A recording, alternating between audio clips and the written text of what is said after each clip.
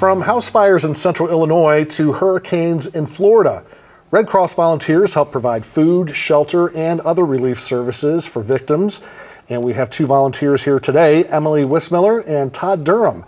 They're local Central Illinois Red Cross volunteers, and they're going to tell us what being a volunteer is all about and share some stories from the front lines. Good to see both of you. Thanks for coming in. Thanks for having us. Yeah. We always do stories about when you folks are being deployed, maybe south, or you're helping out a family who's had a home fire, but we don't really get the tail end of what you've done and what you've experienced and what you've seen. So we want to talk about that. But first, Emily, if you tell us a little bit about how you became a Red Cross volunteer.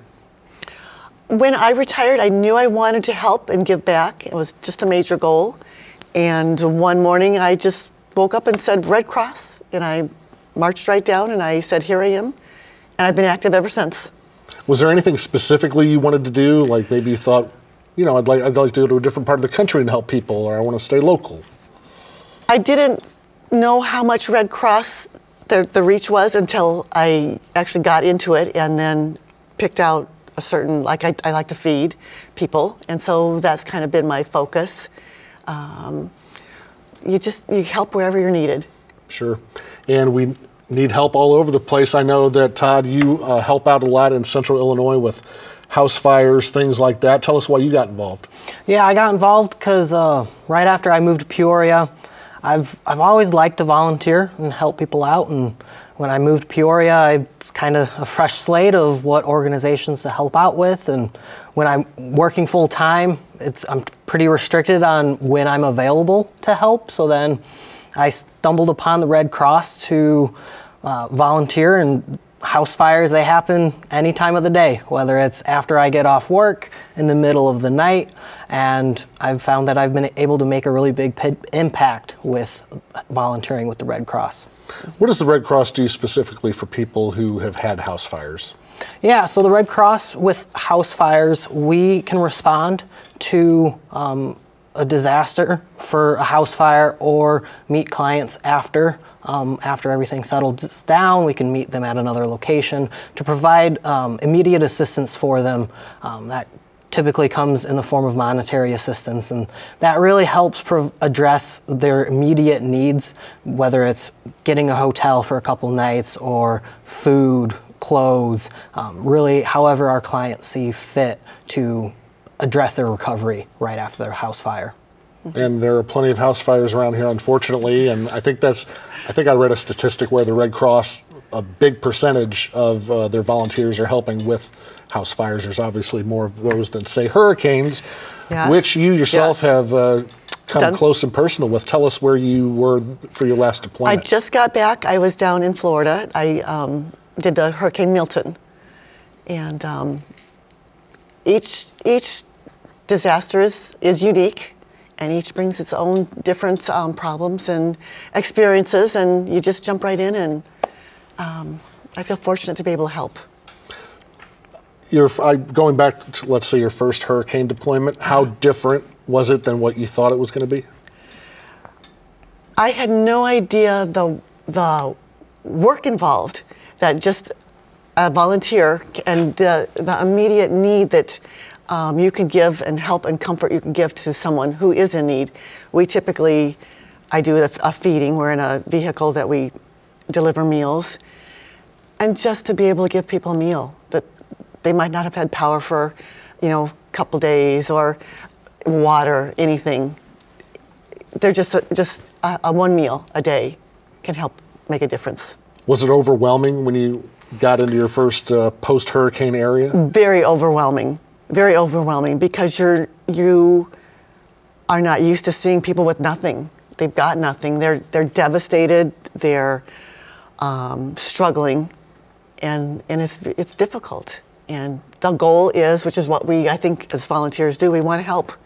In anything we can do, we want to help. Whether it's a house fire or hurricane, people are in a bad way, they're upset. How do you prepare yourselves, Todd, first I'll ask you, how do you prepare yourself mentally to help with these folks? Yeah, I think to prepare myself mentally, I just think of how I would feel if I was in their shoes. If something such life-changing just happened to me, what would I look for in someone coming to help me? And I try and replicate that as best as I can so that I can seem as if I'm all good, I'm not worried, just so to be able to provide that confidence for the people that I'm talking with. And I hope that that can almost wear off and instill some confidence in them from the help and just the persona that I can come with.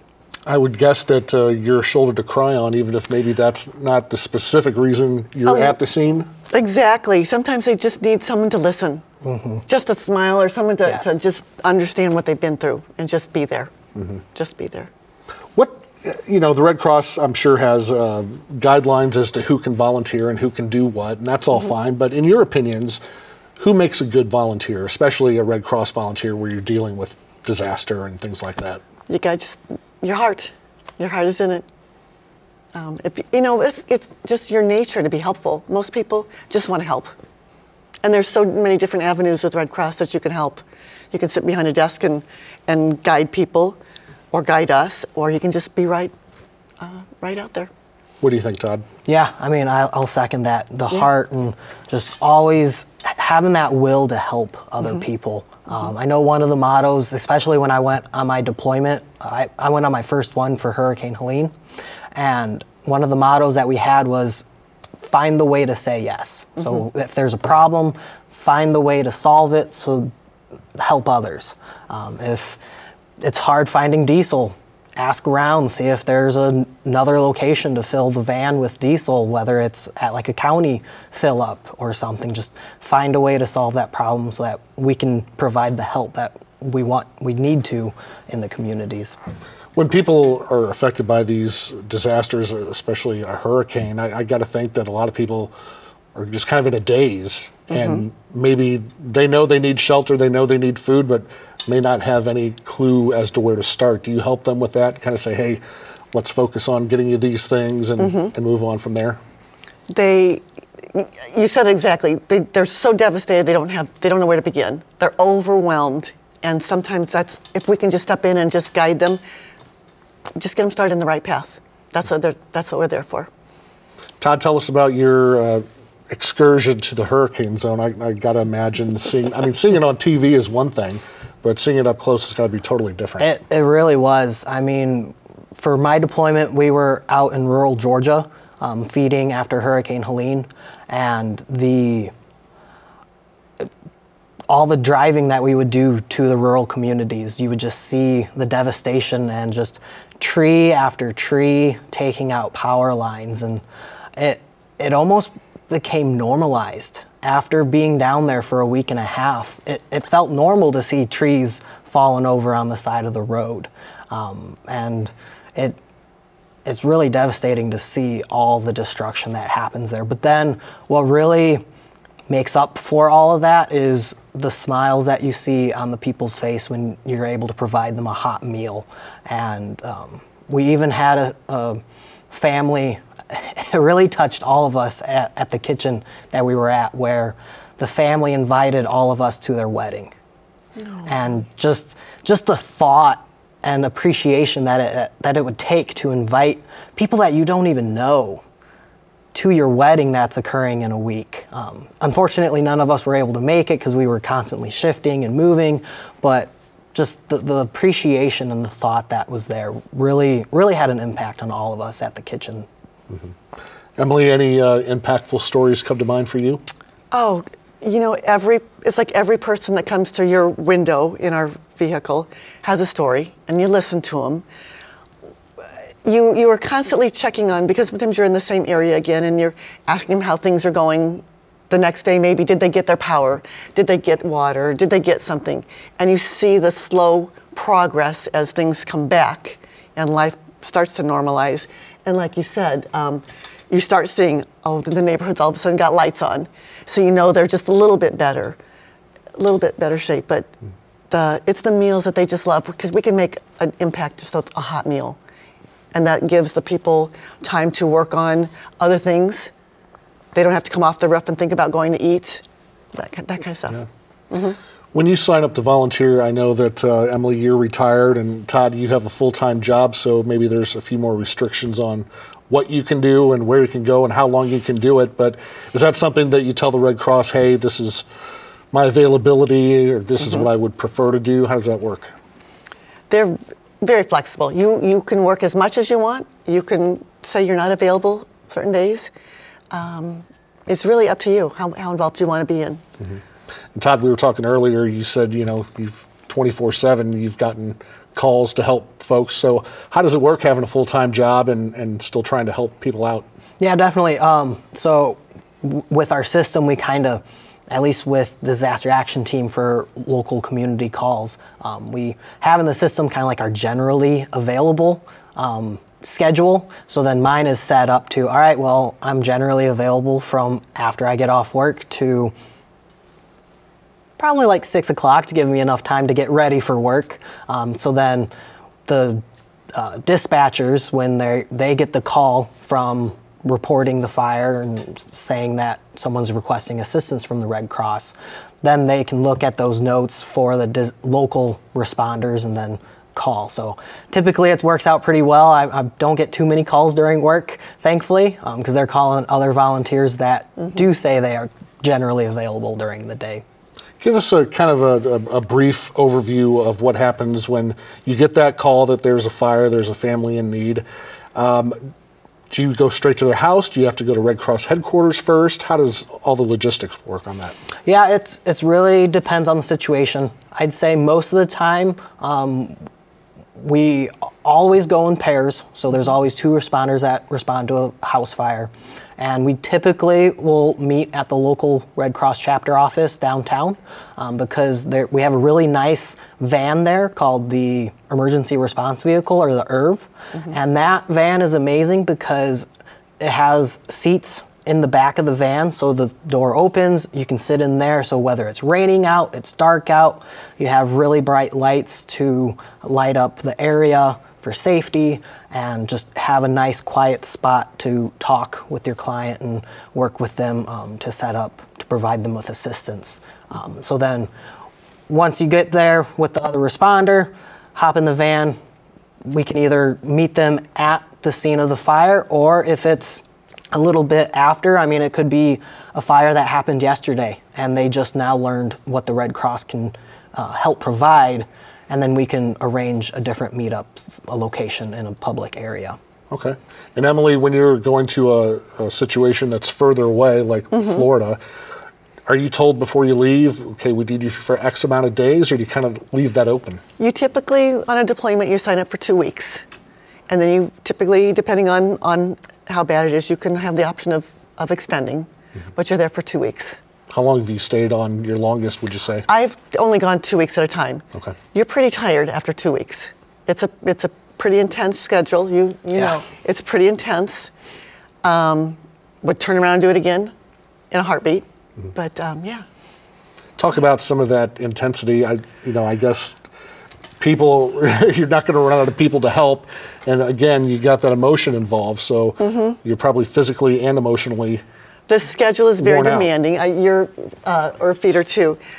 It's very demanding because a hurricane it hits a broad area always. And so then you have to figure out your routes in your vehicles and your driving. There's a lot of driving involved to get to a kitchen that they've set up, then to find your people that you're feeding, and then come back and do it again for the evening shift. Pretty long days, but they're so fulfilling because you're helping people.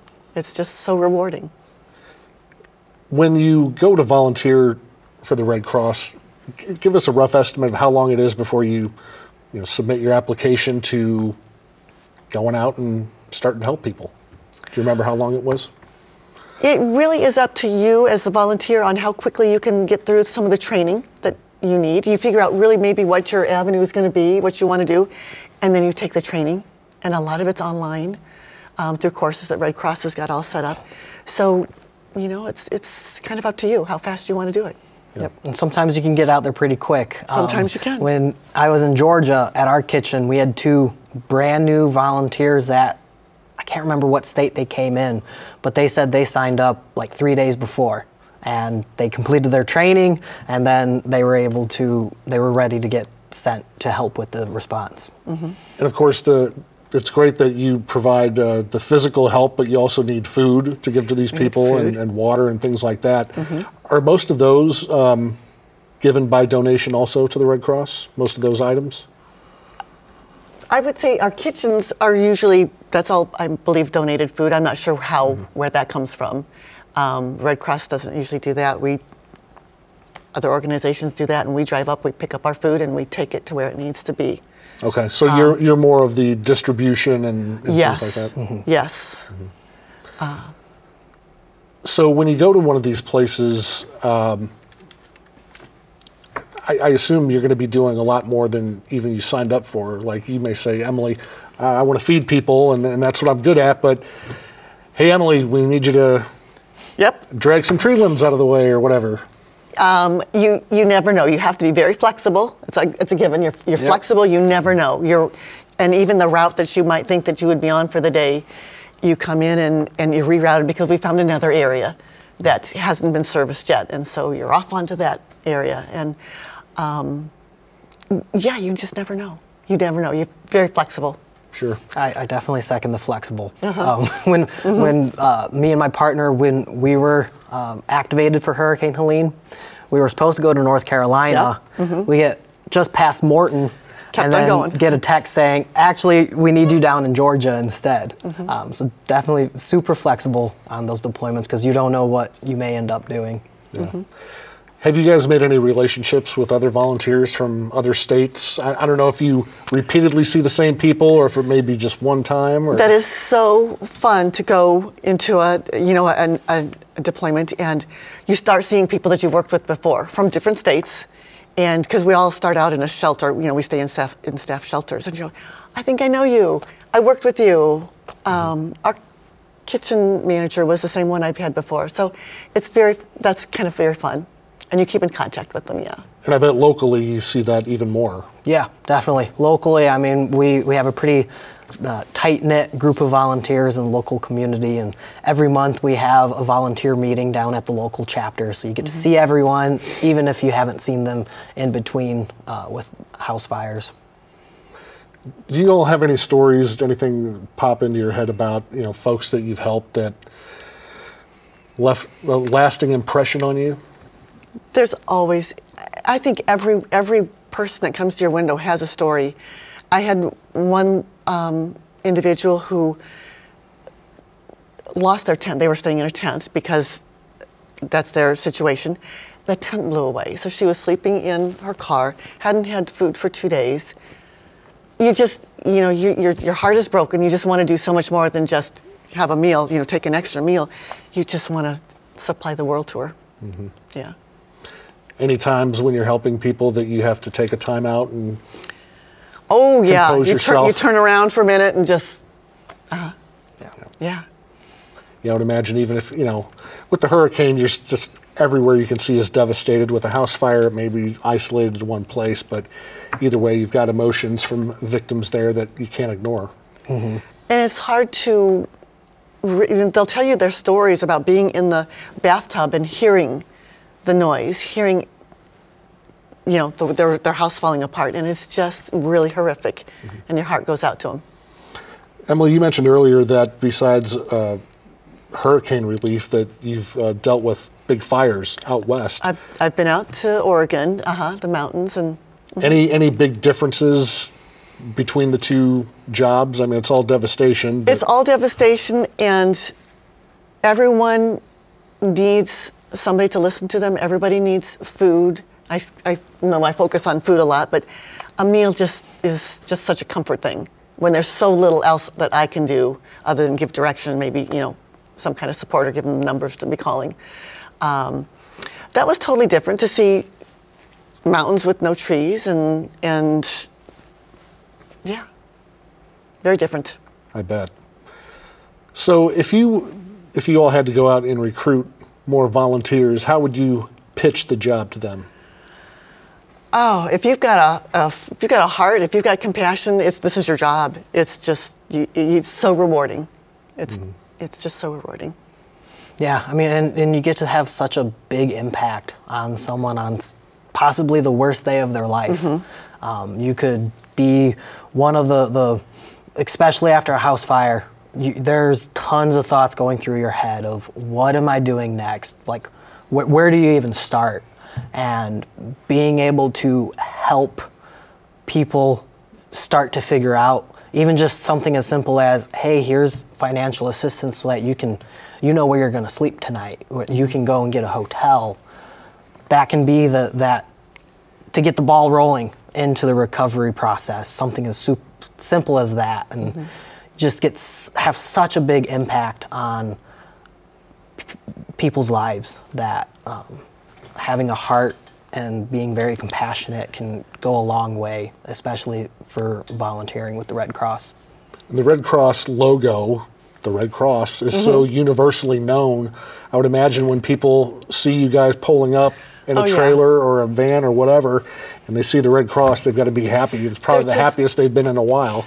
You come down, we use our PA and we'll come down a road and, American Red Cross, we've got, hot meal for you. And the people they know and they come out. They just know it's going to be good. If you had to, do anything differently on any of the places you've been, I mean, I would guess that you kind of learn a little bit every time you help someone out. What do you know now that you didn't know when you first started? And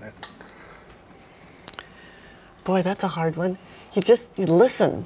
You just got to listen. Yeah, being the listening ear. I mean, before I started volunteering with the Red Cross, I didn't even know that we responded to local house fires.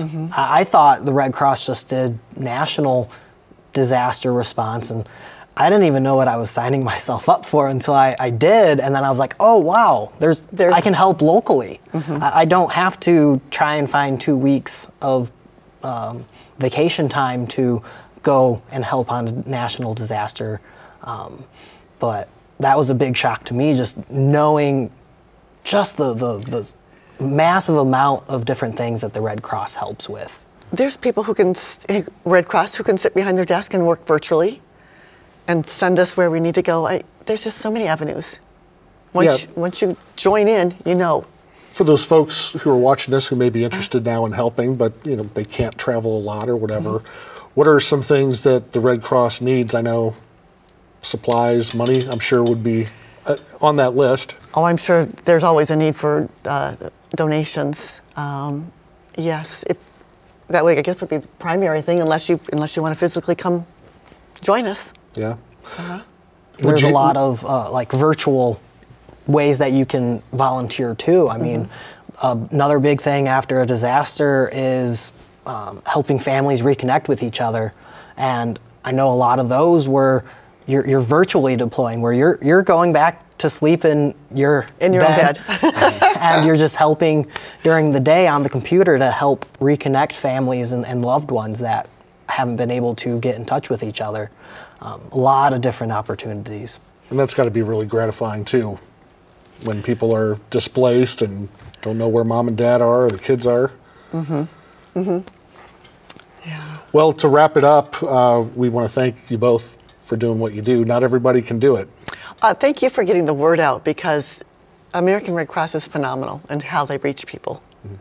Well, we appreciate what you're doing in Florida, out west, locally, of course. And we'll put up a website if you have any questions or want to get some more information from the Red Cross. Emily and Todd, thanks again, and I hope some folks watching may be interested in helping you guys out someday. Great. All right, thank you. Thanks for joining us. We have to go, but You Gotta See This is next, and you can catch us anytime at WTVP.org and on Facebook and Instagram. Have a good night.